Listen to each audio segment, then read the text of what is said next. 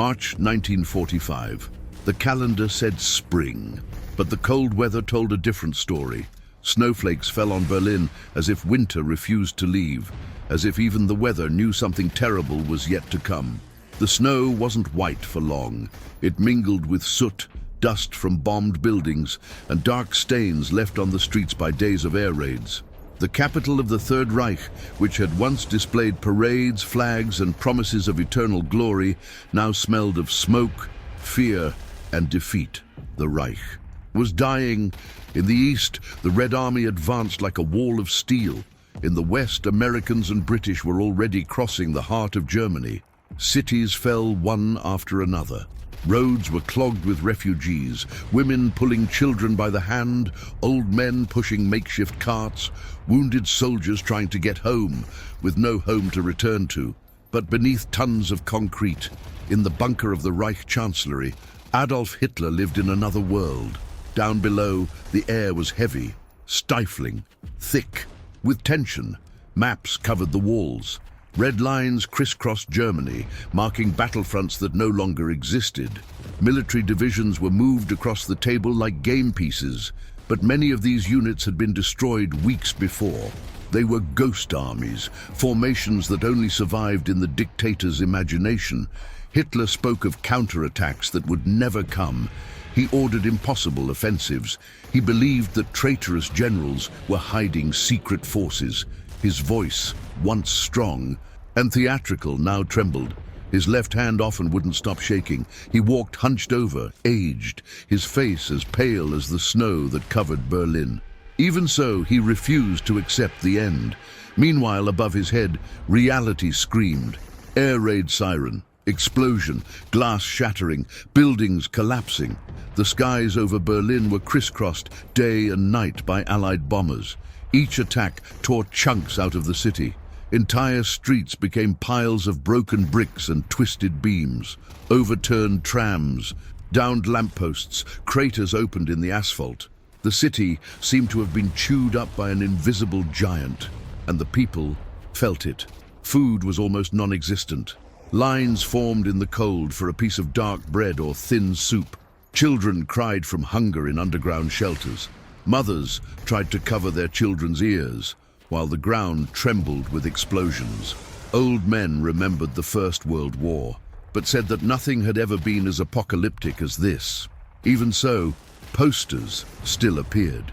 On the walls, "The final victory is near." It was a lie. Everyone knew, but no one dared to say it out loud.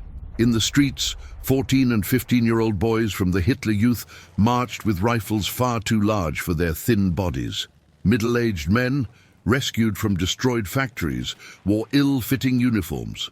The Volkssturm, the Reich's last militia, was made up of old men and teenagers. Many had never fired a weapon before. They would be the last line of defense between Berlin and the Red Army. And the snow continued to fall. Each snowflake seemed to herald the same fate, the end of an empire built on terror and war.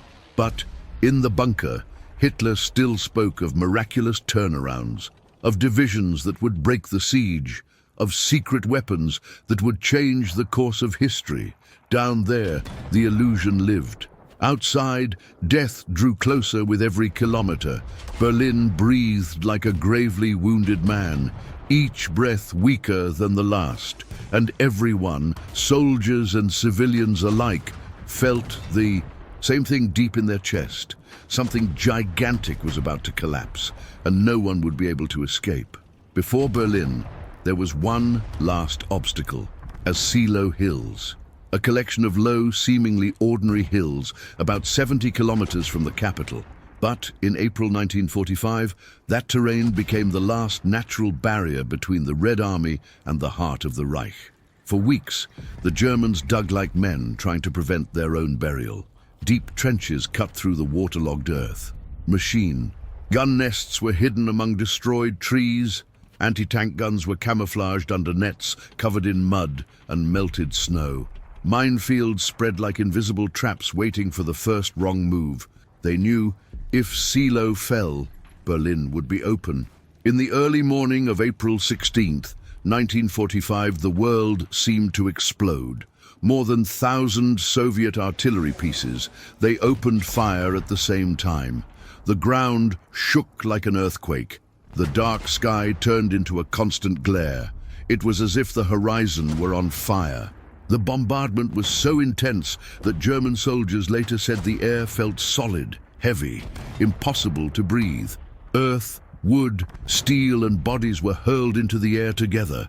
Men huddled deep in the trenches, hands pressing against their helmets, awaiting the impact that could be their last. The noise wasn't a sound, it was a continuous deafening roar that made their chests vibrate from within. And then they came. Powerful spotlights were pointed at the German positions, attempting to blind the defenders. Behind the curtain of fire, moving shadows emerged, Soviet infantry advancing en masse, supported by T-34 tanks that rolled like steel beasts through the smoke. But the Germans still had teeth. Machine guns began spewing fire from the hillsides. Anti-tank guns opened craters in the armored vehicles. Soviet soldiers fell into the cold mud, and others trampled over them, pushed by the pressure of those coming from behind. The battle turned into a deadly shoving match. Man against man, machine against machine. The snow that remained on the hills disappeared under dark mud, gunpowder, and blood. Tanks caught fire, turning into torches in the middle of the field. Soldiers ran in flames for a few meters before collapsing. Shouts, orders, explosions, all mixed together in a single scene of absolute chaos. Despite all the German preparation, the difference in strength was overwhelming. The Red Army did not stop. If one unit was destroyed, another would immediately follow. If a tank exploded, two would take its place. It was a human and metallic tide impossible to contain forever. For 3 days, the hills swallowed men from both sides. When the defenses began to crumble, it wasn't a clean collapse, it was a tear. Broken lines, lost communication, isolated units fighting without knowing they were already surrounded. Officers shouted orders that no one could hear. Organization became individual survival. And then came the moment the Germans had feared. The positions on the hills were broken. From the heights of Silo, the Soviets could finally see what they had wanted since Stalingrad, the open road to Berlin. Behind them, the battlefield smoldered like a furnace slowly dying down. Wreckage of tanks, scattered weapons, motionless bodies in the cold mud. The price had been monstrous, but the path was clear, and now nothing stood between the Red Army and the capital of the Third Reich. Berlin could almost hear the distant thunder of the approaching cannons. While the cannons still roared in the distance, Berlin was no longer a capital. It was a stone trap. Orders echoed from the bunker like desperate murmurs. Every street must be defended, every building a fortress. It didn't matter if they were schools, theaters, or ordinary apartments. Everything became a battleground. Men dug holes in the frozen sidewalks to install machine guns. Doors were torn off to reinforce barricades. Streetcars were overturned in the middle of avenues, transformed into makeshift walls. Sandbags blocked building entrances. Windows were deliberately broken, creating space for rifles and sniper rifles. The city was being prepared not to live, but to die fighting. And who would defend her? They were no longer trained armies. They were leftovers. A Volkssturm, the Reich's last militia, brought together men over 50 years old, veterans of the First World War with trembling hands, workers from destroyed factories, postmen, teachers. Alongside them, boys from Hitler, youth, faces that are too young, eyes trying to look hard. Some could barely reach the trigger of their rifles. Instructors shouted rapid orders in courtyards filled with rubble. Many received only a few bullets and a hurried explanation of how to use a portable anti-tank weapon. Wait for the tank to approach. Aim at the sides. It sounded simple when spoken. On the battlefield, it would be a nightmare. Fear walked the streets like an invisible ghost. Civilians descended into basements carrying whatever they could, photos, blankets, a piece of bread wrapped in cloth. Subway stations were packed with families crammed together, breathing heavy air, listening to the world collapse above their heads. Each distant explosion sent dust falling from the ceiling, and yet loudspeakers scattered throughout the city repeated the propaganda, "Berlin will resist." But the city was already bleeding. Bombings had opened wounds everywhere. Entire city blocks were concrete skeletons, walls without, roofs, staircases leading nowhere. Furniture scattered in the street as if giants had shaken the buildings. The late snow fell on the rubble, covering everything with a false sense of tranquility. But all it took was one gunshot, one explosion, for the scene to turn into hell again. German soldiers occupied the upper floors of destroyed buildings, turning apartments into sniper nests. In abandoned kitchens, machine guns were mounted on tables. In dark corridors, mines were hidden under carpets. And rubble. Every door could hide death. Every corner could be the end. The officers knew there was no real hope of victory, but the order was clear: to delay the Soviets as much as possible. Every hour of resistance would cost lives, but for the regime, that no longer mattered. Berlin was no longer a city. It was a closed battlefield, full of civilians trapped in the middle, exhausted soldiers and children with weapons too big for their shoulders. And in the distance, louder and louder, came the sound that nobody wanted to hear. The continuous thunder of Soviet artillery approaching. The fortress was ready, but it had been built on fear, and despair rarely holds the weight of war for very long.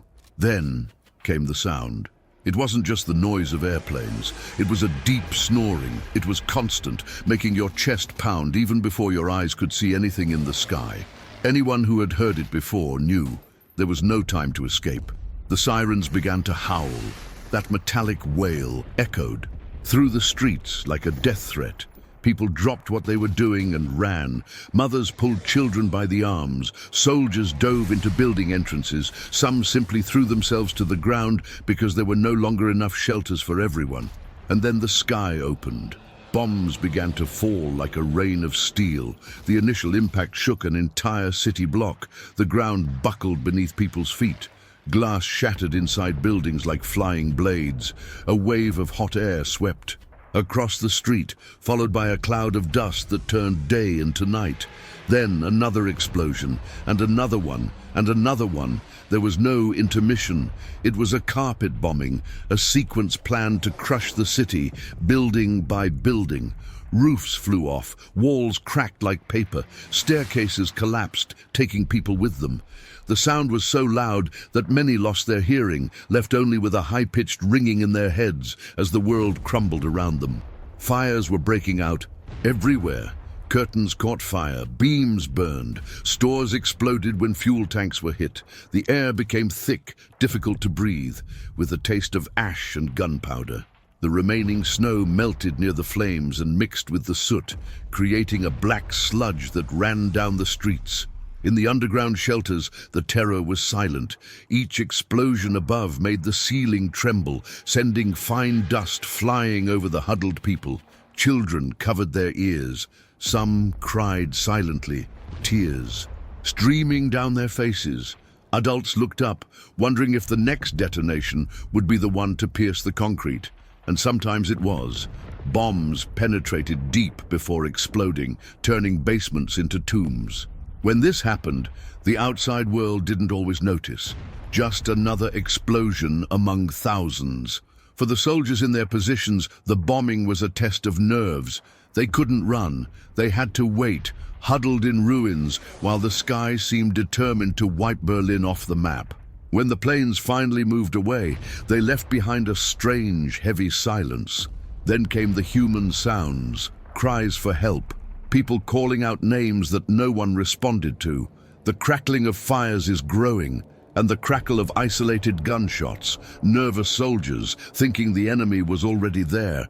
The city was being crushed from above, even before the final battle arrived from below.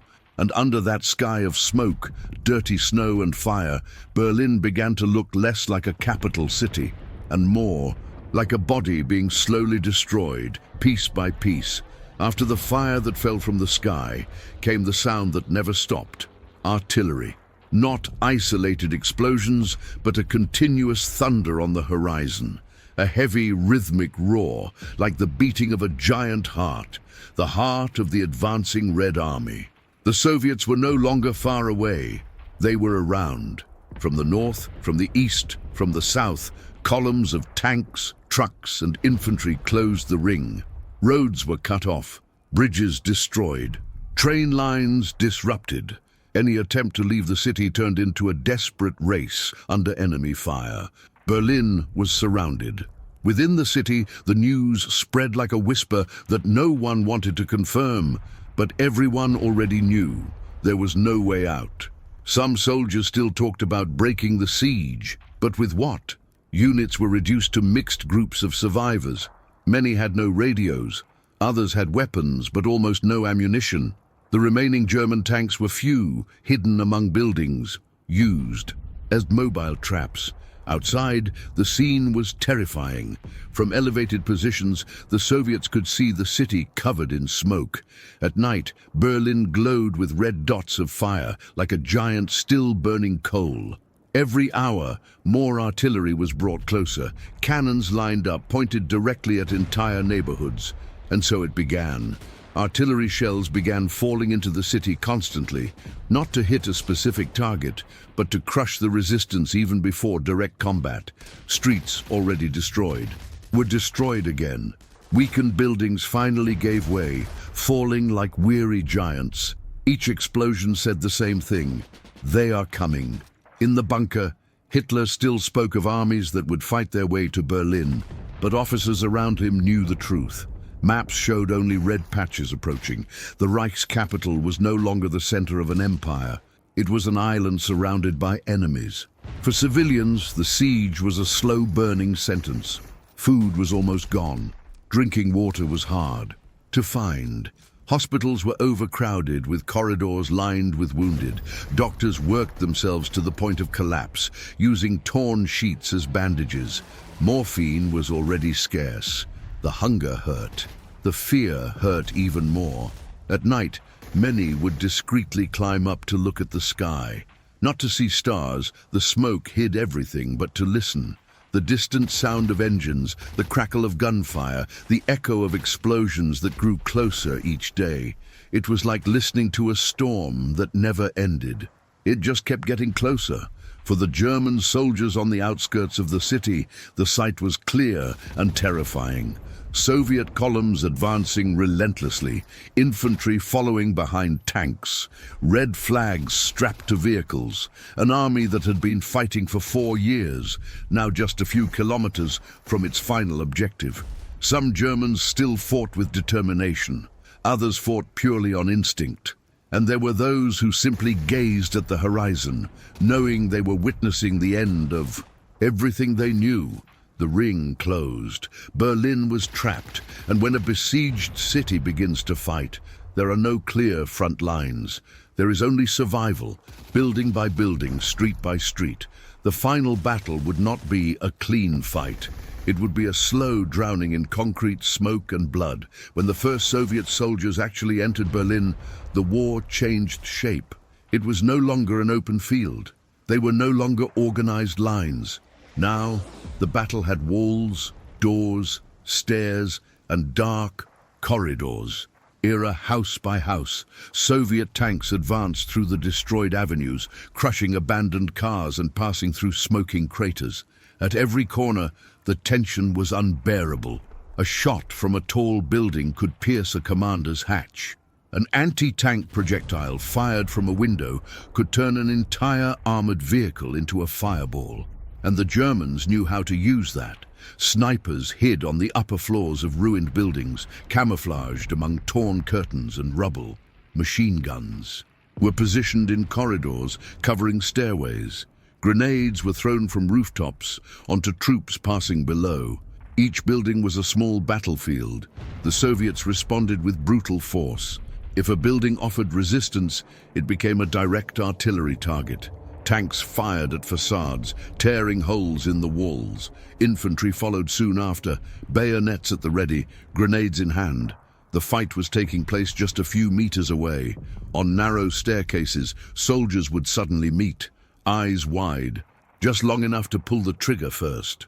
Rooms became traps, doors were kicked open, gunshots exploded in enclosed spaces, leaving ears ringing and the air heavy with gunpowder. Shouts echoed through the hallways, dust, smoke, pieces of plaster falling from the ceiling. Wounded soldiers tried to crawl backward, leaving dark tracks in the broken floor. Combat medics risked their lives running between doorways, often getting hit along the way. For the civilians hiding in basements, horror was right above their heads. Rushing footsteps, explosions inside the building, the ceiling trembling. Sometimes the fighting would descend downstairs, bringing the war directly to where they were hiding. And there was no rest. Day or night, it mattered little. Fires illuminated the streets like an eternal infernal sunset. The smoke stung the eyes. Thirst burned the throat. Exhaustion made men fall asleep sitting up for minutes, waking startled by a nearby gunshot. Some German units fought to the last bullet. Others disbanded, mingling with refugees or surrendering when cornered. But in many places, the resistance was fierce, almost suicidal. Each city block taken over was expensive. Each building conquered was just the beginning of the next confrontation. Berlin was being devoured from within, like a hollow tree that finally begins to crumble. There were no grand maneuvers now, only immediate survival, instinct, fear, and orders shouted amidst the chaos. The war had shrunk. She could fit. Inside a destroyed apartment, inside a blood-covered staircase, inside a room where two men were 2 meters apart, and only one would come out alive.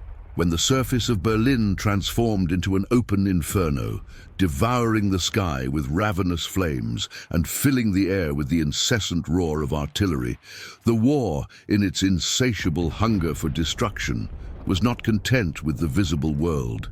It descended like a primordial serpent into the bowels of the earth, where the light of day had never dared to penetrate.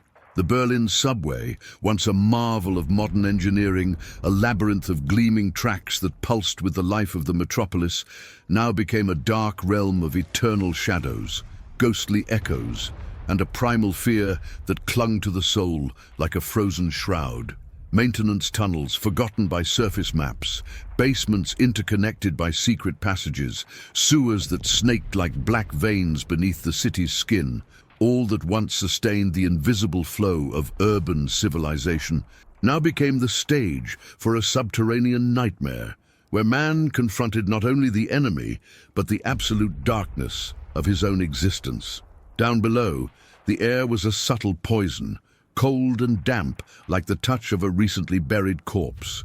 It seeped into the lungs, laden with a nauseating smell that mingled the ancient mold of the aged walls, the acrid smoke that leaked from the ventilation shafts like the breath of a wounded dragon above, and the pungent, almost palpable odor of wounded and decaying bodies. In sections where electricity still held on, dim lamps flickered erratically, like dying eyes in an agonizing face, casting dancing shadows that seemed alive with malevolent intentions. But in most corridors, darkness reigned supreme, broken only by the flickering flames of candles melting into pools of wax, or by the lanterns trembling in the hands of terrified civilians and exhausted soldiers, each flicker of light revealing fragments of horror, pale faces, eyes sunken with despair, and the metallic glint of weapons that promised sudden death. The subway stations, once hubs of frenetic movement, were now crammed with a humanity reduced to its most primitive and vulnerable form. Entire families huddled on the cold platforms, sitting on the cracked concrete floor, wrapped in dirty, tattered blankets that barely protected them from the cold that seeped in like a sharp blade. Children, their innocent faces now marked by hunger and terror, slept leaning against. Suitcases overflowing with hastily salvaged belongings, yellowed photographs of better days, patched clothes, perhaps a broken toy that once brought laughter, but now served only as a cruel reminder of a stolen childhood. Wounded people groaned on makeshift stretchers made from torn-off doors or loose planks, their bodies mutilated by shrapnel or bullets, bleeding slowly onto the filthy floor. Doctors, or what remained of them, exhausted surgeons, nurses with trembling hands, worked under the flickering light, using poorly sterilized instruments, dipped in murky water or simply wiped on dirty rags. They cut torn flesh, stitched wounds with crude threads, tried to save those who still had a breath of life, but for every life preserved, dozens slipped into the abyss, their last breaths echoing like silent accusations against the world that had abandoned them. But the underground was no mere refuge, an illusory sanctuary against the fury of the surface. No, it transformed into a battle route, a theater of ambushes where death lurked around every dark corner. German soldiers, remnants of a once invincible Wehrmacht, now reduced to ragged ghosts in tattered uniforms, used the tunnels to move like invisible specters, emerging from service stairs or emergency exits behind Soviet lines, surprising the enemy with bursts of fire that echoed like trapped thunder. Machine guns were positioned in narrow passages, transforming corridors into slaughterhouses where a single bullet ricocheted endlessly, reaping lives in a macabre dance. Mines were planted in dark stretches, invisible traps that detonated at the slightest touch, tearing bodies apart in explosions that made the walls tremble as if the earth were alive and hungry. The Soviets, with their ironclad determination forged in the snows of Stalingrad and the blood-soaked plains of Kursk, quickly perceived the subterranean betrayal and descended as well, plunging into this abyss with the fury of a vengeful army. Combat there was an abomination, unlike any battle under the open sky, where the horizon offered at least the illusion of space and escape. Here, there was no sky, no horizon, only long, claustrophobic corridors where sound traveled like a messenger of death, amplified by the damp walls, echoing for miles until a whisper became a deafening roar. A single shot resonated like a primordial explosion, reverberating in the bowels of the earth, making ears bleed and hearts stop in pure terror. Footsteps, even the lightest, could betray a position, betraying the soldier to the invisible enemy waiting in the darkness. Shadows seemed to move of their own accord, optical illusions that planted seeds of paranoia. Was it a scurrying rat, or the outline of an enemy bayonet? Panic set in, turning warriors into hunted prey. Lanterns cut through the darkness like blades of light, revealing horrific flashes. Eyes wide with surprise, blood spurting in crimson arcs, bodies falling in inhuman piles. Grenades rolled across the sloping floor, slamming against the walls with a blood-curdling metallic clang before exploding in a ball of fire and shrapnel, the shockwave crushing the confined air, compressing lungs and bursting eardrums in spaces where there was no escape. The smoke, thick and suffocating, had nowhere to dissipate. It hung like a poisonous fog, making each breath an agonizing struggle, like trying to inhale inside a burning chimney. Soldiers coughed, vomited, their eyes burning as they blindly groped for masks that didn't exist, the air becoming as lethal an enemy as the bullets. Soldiers were lost in this infernal labyrinth, disoriented by the darkness that swallowed directions and sanity. Some tunnels were flooded with icy water that rose to their knees or worse to their waists, fetid water mixed with sewage, blood and debris, where one wrong step could mean drowning in a treacherous pool.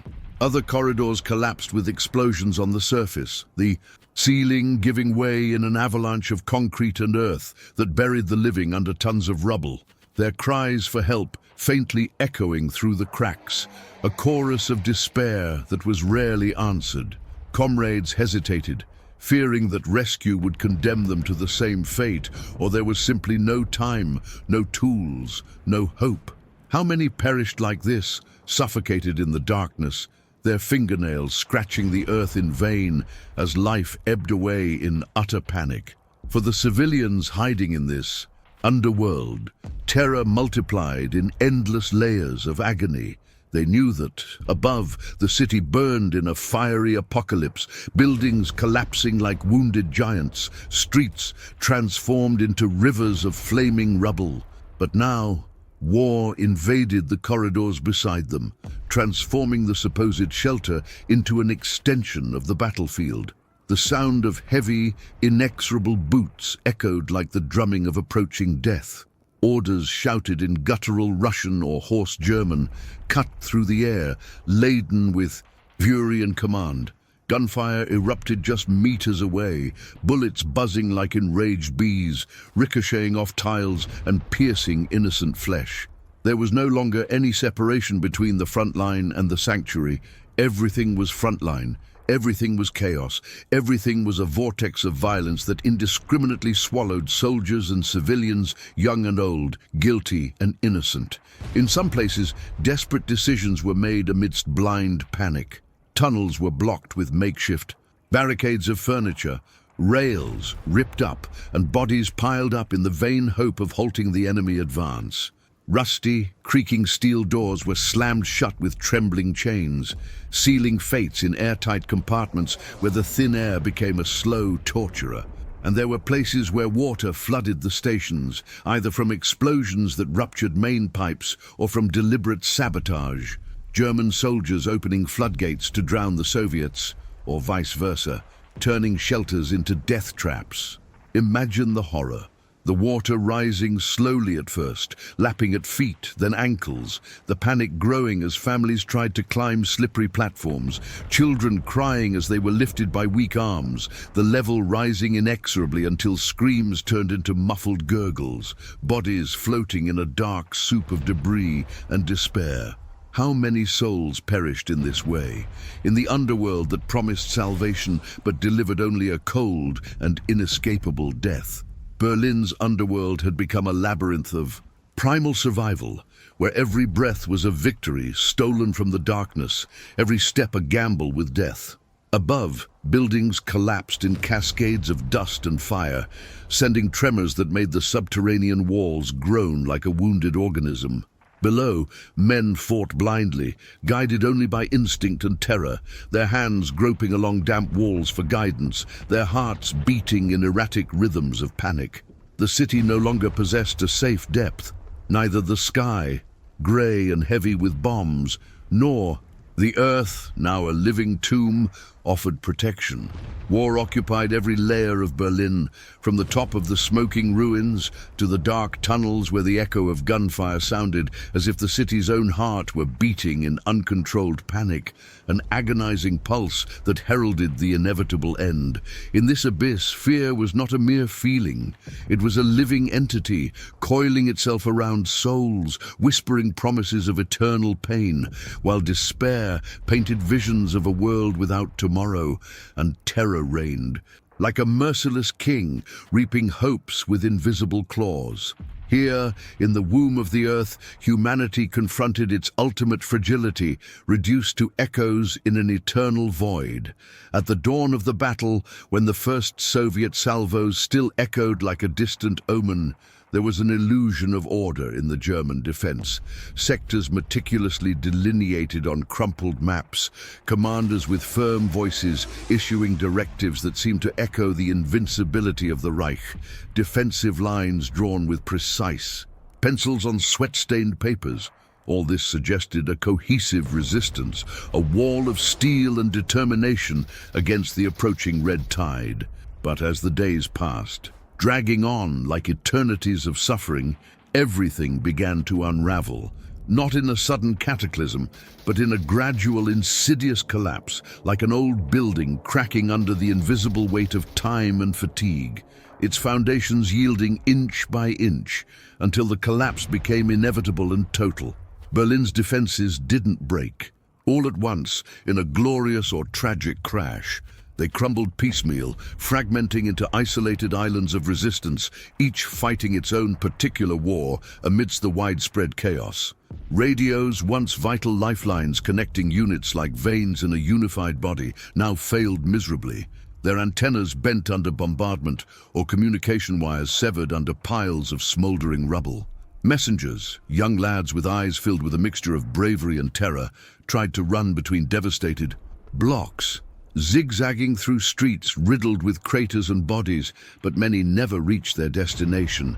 Shot down by unseen snipers, crushed by tanks that roared like primordial beasts, or simply lost in the labyrinth of ruins that had once been an ordered city.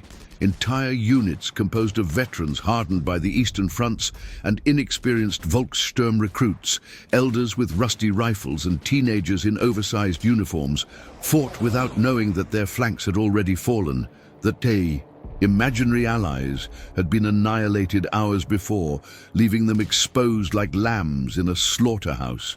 It was like fighting blindfolded in a deadly whirlwind where every decision was a blind gamble with fate. Ammunition, that precious resource that sustained the illusion of power, began to dwindle like sand, slipping through trembling fingers. MG-42 machine guns, Hitler's saws that once spewed constant bursts of lead in a symphony of destruction, were now used with agonizing parsimony. Shot by shot, each shot calculated as if it were the last breath of a dying man. Soldiers rummaged through the pockets of fallen comrades, their hands stained with blood and soot, groping still warm bodies for loose cartridges, an act of desecration that mixed mourning with primal despair. Different weapons circulated from hand to hand, captured Soviet rifles, old pistols, even knives and bayonets when bullets ran out, because no one else possessed the correct equipment, and survival dictated chaotic improvisation where precision gave way to brutality. Anti-tank guns, like the dreaded Pak-40s, lay silent for lack of projectiles, their mute mouths pointing into the void like defeated sentinels, while remaining German tanks, Panthers and Tigers, once kings of the plains, were hidden like rare treasures in dark alleys or fortified basements, used only in desperate ambushes that consumed scarce fuel and precious lives. Exhaustion crushed the men like an invisible press, compressing bodies and minds to the breaking point. Many hadn't slept properly for days, weeks perhaps, their faces smeared with soot and dust, their eyes bloodshot and red, their hands trembling not only from the biting cold that seeped through the cracks in the ruins, but from a profound exhaustion that corroded their souls, and from a continuous tension that stretched nerves like violin strings about to snap. Some would simply sit behind a ruined wall, staring into nothingness for a few more seconds. Fatal. Seconds where reverie betrayed them, an enemy bullet finding its target, or a grenade exploding nearby, turning a moment of rest into eternity. Officers, their insignia now irrelevant amidst the chaos, attempted to maintain discipline with a mixture of tattered authority and pathetic appeals. Some shouted hoarse orders, threatened court-martial or summary executions, spoke of honor and duty to the Führer in voices trembling with inner doubt.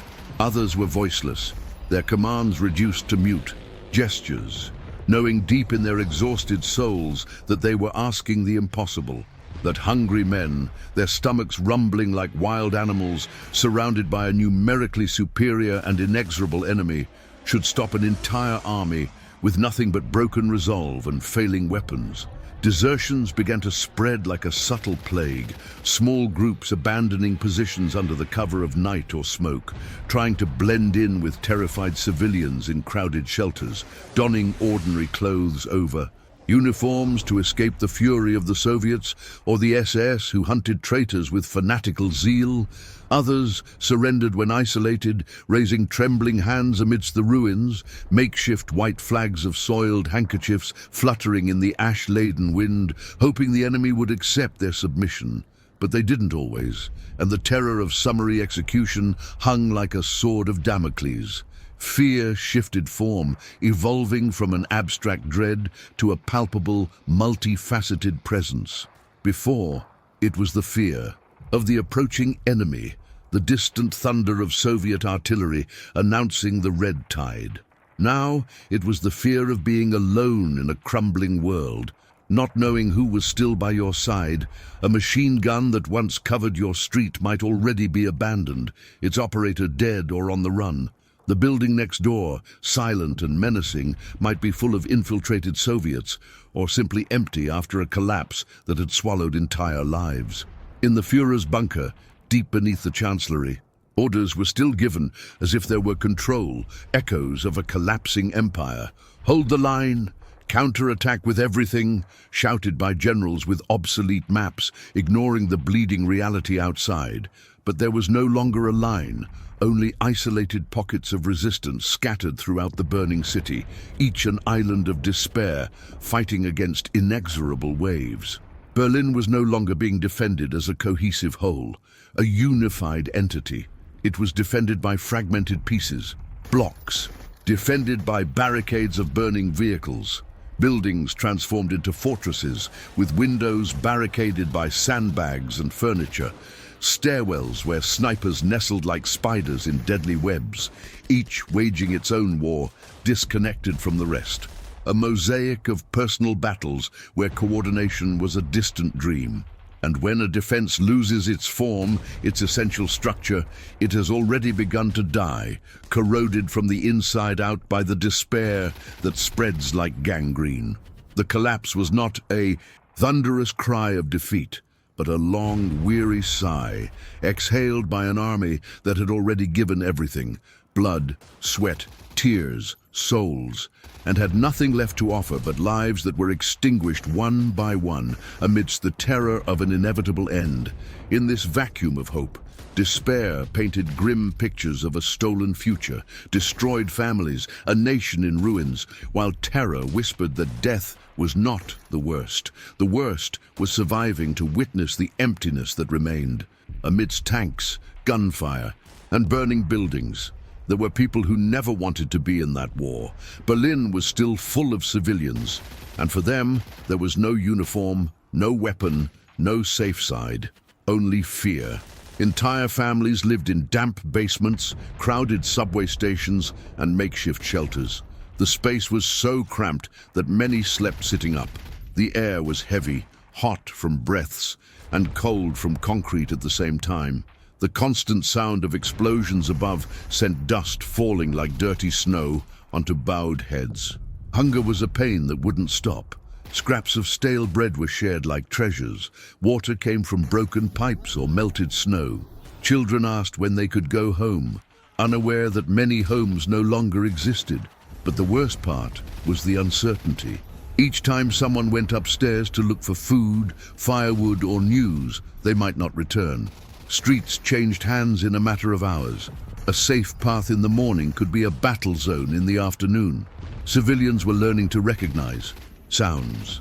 The dry click of a sniper rifle, the heavy sound of a tank spinning its turret, the sharp whistle of an approaching artillery shell, and there was the fear of what would come with the advance of the troops. Stories circulated by word of mouth in the shelters, some true, others exaggerated by panic. But they all had the same effect: wide eyes in the dark, hands clutching their children's hands tightly. Hospitals were no longer safe places. The buildings were packed with wounded, with corridors full of stretchers. Doctors operated without sufficient anesthesia. People bit pieces of cloth to stifle screams while wounds were stitched up. Outside, the sound of gunfire drew closer, a reminder that war could enter even there at any moment. Bodies sometimes lay in the streets for days because no one could retrieve them. Broken windows let in the cold.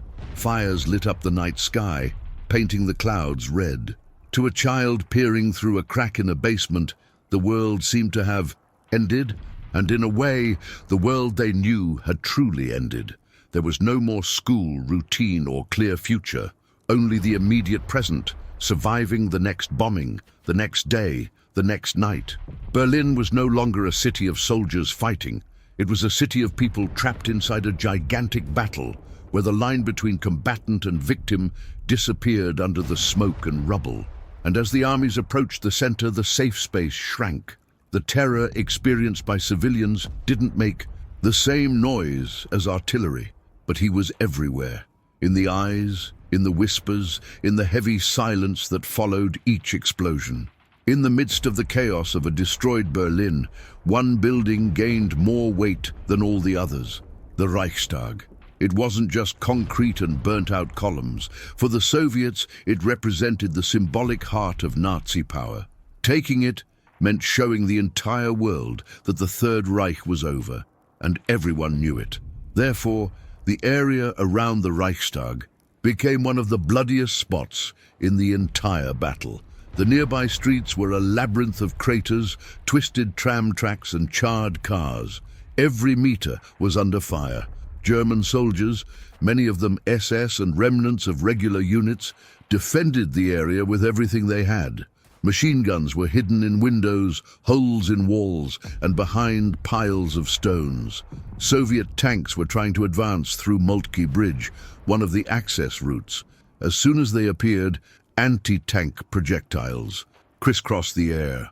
Some armored vehicles exploded right there, blocking the path with burning hulls. The infantry had to advance on foot, running through columns of smoke, throwing themselves to the ground with each shot. The air was filled with shards of glass. Bullets hit the facades and ricocheted through the streets. Grenades exploded inside already destroyed buildings, raising clouds of dust that blinded anyone nearby. Soldiers shouted orders that could barely be heard. When the Soviets finally approached the Reichstag, they saw a wounded giant. The building was already partially destroyed, windows broken, explosion marks on the walls. But inside, there were still defenders. The entrance had become a deadly funnel. German machine guns fired from the stairwells. Soviet flamethrowers responded, jets of fire entering through doors and windows. Grenades rolled down the steps. The marble and concrete, once symbols of power, were now stained with soot and blood. The fighting moved to the interior, dark corridors filled with smoke. Enormous halls where gunshots echoed like thunder. Soldiers fought just meters away, emerging from behind columns, firing almost without aiming. Each room taken was just another step into a labyrinth of flames. Some German defenders refused to back down. They knew it was the end, but they fought anyway, trapped between ideology and reality. Outside, more and more Soviet soldiers arrived, pressing relentlessly. For them, this was the last symbolic obstacle after years of brutal war in the East. The fight for the Reichstag was not just tactical, it was emotional. It was revenge, propaganda, a symbol, the accumulated fury of 4 years of bloodshed. And while the fighting raged inside the building, an idea began to take shape among the Soviet soldiers. When that place fell, they would raise their flag up there.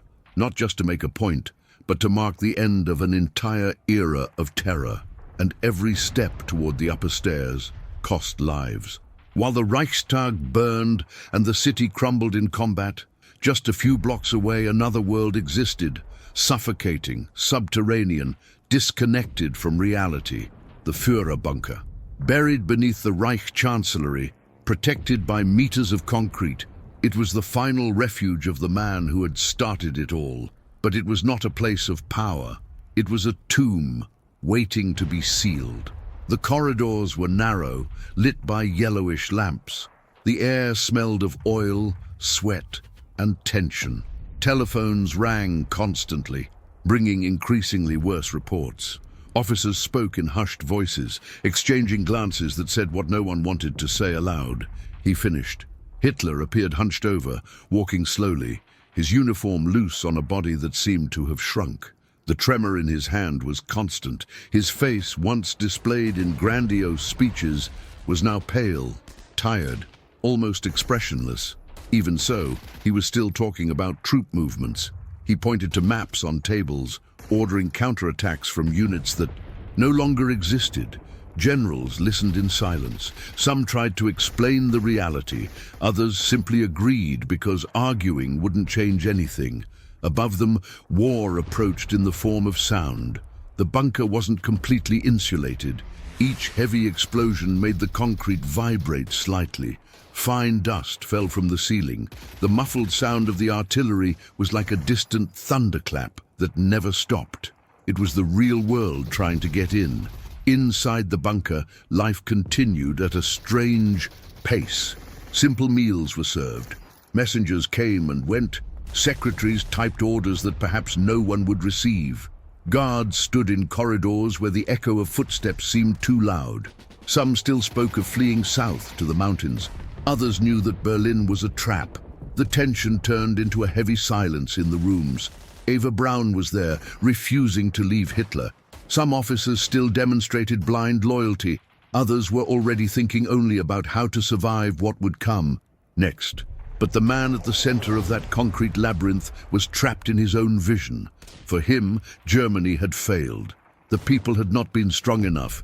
If the Reich was falling, then it deserved to fall.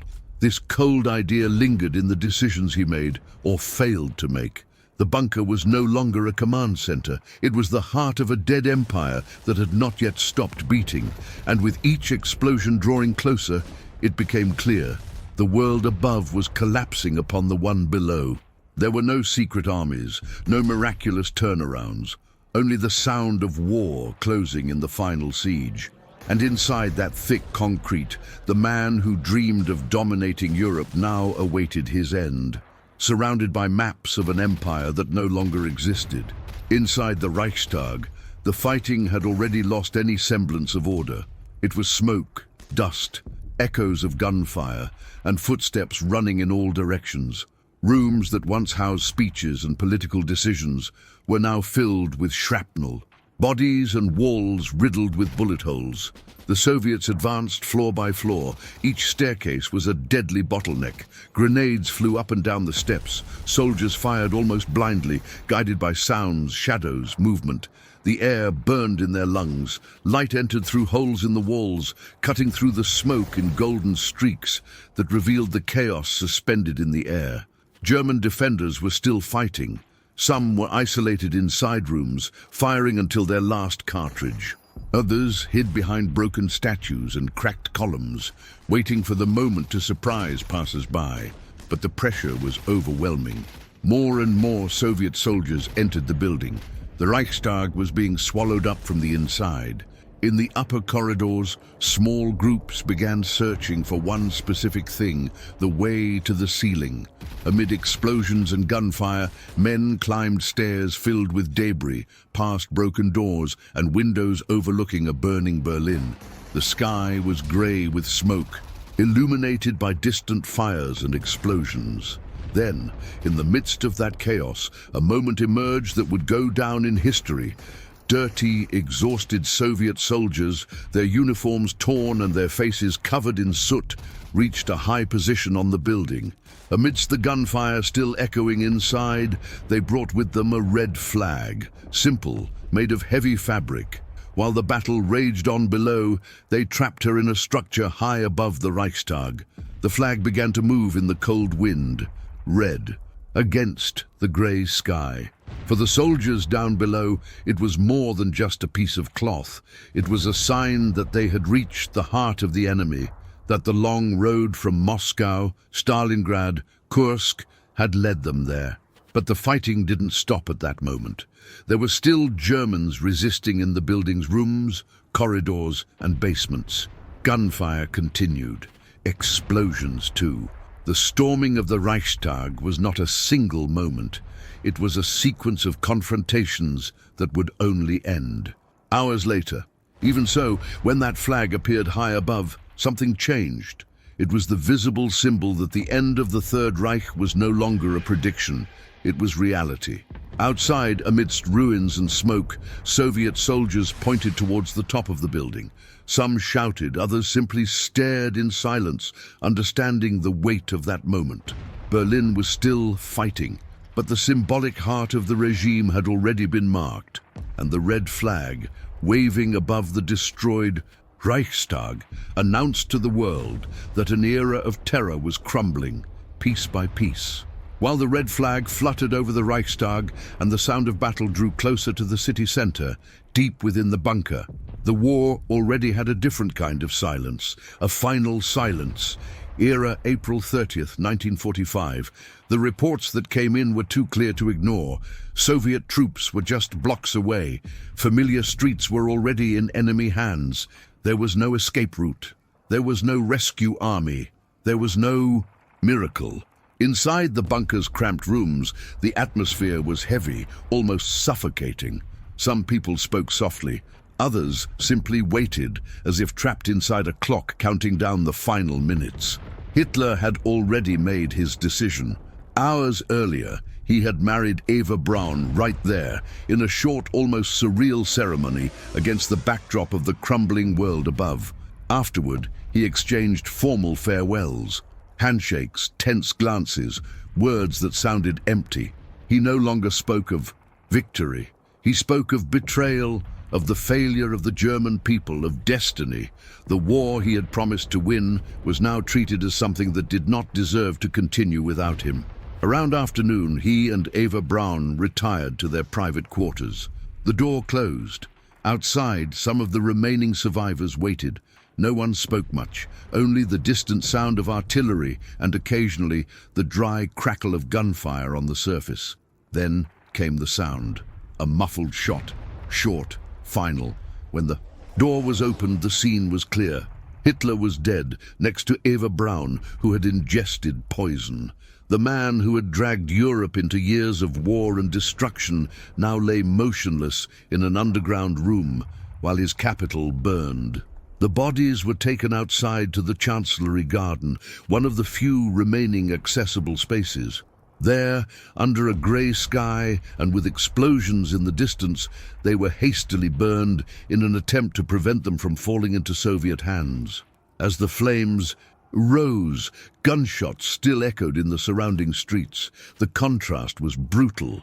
Above, soldiers were dying in destroyed buildings. Civilians were hiding in basements. The Reichstag was still smoking. The war continued, alive, noisy, bloody. But the man who had started it all was no longer there. Inside the bunker, the news spread quickly. Some cried, others remained in absolute silence. Many felt only one thing, the void. Without Hitler, there was no longer a center. The regime, already broken, was now headless. Only final chaos remained.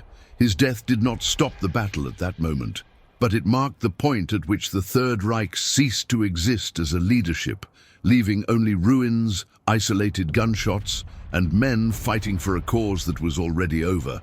With Hitler dead, what remained of the German command in Berlin was a directionless shadow. In the bunker, officers discussed what to do as the sounds of battle grew ever closer. They no longer spoke of victory. They spoke of survival and how to prevent even greater destruction. But outside, the war was unaware of the decisions being debated underground. The fighting continued violently. Streets were still being contested. Buildings changed hands. Small, isolated German groups fought, unaware that the leader to whom they had sworn allegiance was already dead. The city was a torn map. Some areas were silent, covered in rubble and bodies. Others were still exploding with gunfire and grenades. Fires burned with and to extinguish them. The late snow that was still falling mixed with ash, descending like dirty dust over the destruction. Finally, German military leaders in Berlin accepted the inevitable. Messages were sent to negotiate surrender with the Soviets. It wasn't a gesture of dignity. It was an acknowledgement that continuing to fight would only mean more pointless deaths. Even so, the process was not instantaneous. In various parts of the city, soldiers continued firing because they hadn't received orders. Others refused to believe it. The war, after so long, wouldn't simply switch off like a light. But little by little, the signs changed. In some streets, men emerged from ruins with their hands raised. Rifles lay on the ground. Helmets rolled through the mud. Exhausted, dirty soldiers with vacant stares emerged from destroyed buildings to surrender. Some were crying. Others just stared blankly into space. For civilians, the surrender brought a strange kind of silence. It wasn't peace. There was still fear, uncertainty, the presence of foreign troops, but the constant sound of gunfire was beginning to fade. The thunder of artillery, which had been the backdrop to life for days, was fading. Berlin, The capital that was supposed to last 1,000 years had resisted until it was reduced to rubble. Now he surrendered amidst smouldering ruins, dirty snow, and the smell of gunpowder still hanging in the air. There were no parades. There were no grand speeches. Only a city too broken to continue, and men on both sides realizing they had survived something they would never forget. And then, after days of fire, screams and explosions, something that seemed impossible happened. Silence. Not complete. There were still footsteps, distant voices, the crackling of falling debris here and there. But the constant roar of battle had ended. The sky no longer trembled with bombing. The streets no longer echoed with machine gun fire. Berlin was quiet, a heavy, almost painful stillness. The city seemed unrecognizable. Entire blocks had vanished. Buildings lay open like broken boxes, revealing rooms hanging in midair, beds, paintings, fragments of life frozen in the moment of destruction. Twisted streetcars, burnt-out cars, leaning lampposts, everything covered in grey dust and dark stains. The late snow still fell occasionally, settling gently on the rubble, as if trying to hide what had happened there. But nothing could be hidden. Bodies were still in the streets, covered with blankets or pieces of tarpaulin. Soldiers walked slowly, too exhausted even to speak. Some sat on broken steps, staring into the void, their minds still trapped in the days of combat. Civilians emerged from the shelters as if they were people emerging from another world. They blinked in the daylight, looking around, trying to recognize their own streets. Many could no longer find their homes, just a pile of stones, where once there had been an entire life. The smell of the city was strong, smoke, dust, burnt wood, hot metal, but there was also something else in the air, the feeling that something gigantic had ended. The Third Reich, which had promised to dominate Europe for 1,000 years, had lasted 12. And there, amidst broken concrete and grey sky, his story ended. Soviet soldiers patrolled the streets. Red flags appeared on tall buildings. For them, it was victory, won at a terrible cost. For the Germans, it was the end of a nightmare they themselves had helped to create, and the beginning of another kind of uncertainty. Berlin was no longer a capital. It was a warning, a place where ambition, hatred, and war had grown to consume everything, including those who created them. And in the silence after the apocalypse, amidst dirty snow and smouldering ruins, lay the proof that no city, no empire, no idea built upon destruction can escape its own collapse forever. The battle was over, but her marks would remain there for generations. The sound of gunfire had faded, but not the sound of the boots. Soviet soldiers marched through the destroyed avenues, occupying important buildings, intersections, and bridges. Red flags appeared atop structures that were barely still standing. Checkpoints sprang up on street corners where, days before, machine guns had fired incessantly. Berlin was no longer a capital. It was conquered territory. Military trucks crisscrossed streets covered in debris. German prisoners were herded into groups, escorted through ruins that still smoldered. Civilians watched in silence, unsure how to act, unsure what to say, unsure what tomorrow would bring. The war was over for them, but so was the world they knew. Soon, other forces began to arrive. Americans, British, and French advanced into their occupation zones according to the agreements between the Allies. Invisible lines were drawn on the map, lines that ran through streets, neighborhoods, even houses. The same city that had been the center of Nazi power was now divided among victors who, despite being allies against Hitler, did not trust each other. Berlin has become a chessboard. Checkpoints, different flags, different languages echoing among the rubble. What was once a single city was slowly transforming into sectors separated by politics, distrust, and opposing ideologies. For civilians, survival was the immediate focus. There wasn't enough food. There wasn't enough housing for everyone. People lived in buildings without walls, Covered by tarpaulins, huge lines formed to receive rations. Children scavenged through rubble, looking for something useful. Wood, metal, anything that could be traded. Women, men, and the elderly began cleaning the streets with shovels and makeshift carts. They were then called women from the rubble, ordinary people trying to rebuild a city that seemed beyond repair. But behind this effort, something bigger was taking shape. The Soviets wanted security and influence in Eastern Europe. Westerners wanted to prevent the spread of communism. Berlin, destroyed and occupied, was right in the middle of this dispute. The city that had been the stage for the end of Nazism was now becoming the symbol of a new type of conflict, not with open battles, but with espionage, blockades, and constant tension. World War II was ending. But from the ruins of Berlin emerged the first battlefield of Cold War. No shots fired, no tanks advancing, but with walls yet to be built, families to be separated, and a world divided into two sides, observing each other with the same distrust that had existed in the trenches. Berlin fell under snow, fire, and blood, and it arose in the midst of a new war that would not end quickly. Nor would there be visible explosions, but scars that would last for decades.